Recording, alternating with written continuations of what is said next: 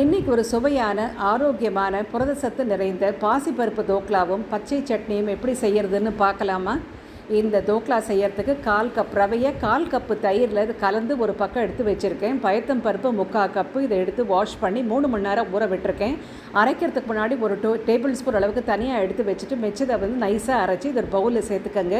இப்போ ஏற்கனவே நம்ம கலந்து வச்சுருக்கிற இந்த ரவையையும் எடுத்து இது நல்லா ஒரு விஸ்க்கு கொண்டு இது போல் லைட்டாக இது போல் அடித்து கலக்கணும்.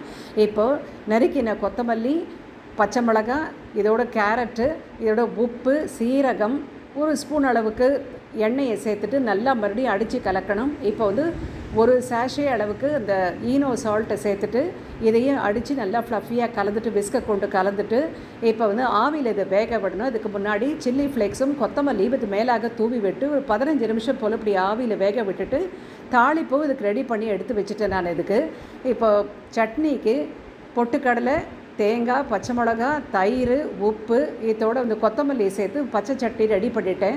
இப்போ 15 நிமிஷம் கழித்து தோக்லா ரெடியாக இருக்கும். இது போல் நம்ம பீஸ் போட்டு இந்த மாதிரி வில்லைகளாக எடுத்து இந்த தாளிப்பை சட்னிக்கும் தோக்லா மேலேயும் விட்டு சாப்பிட்டா அட்டகாசமாக இருக்கும்.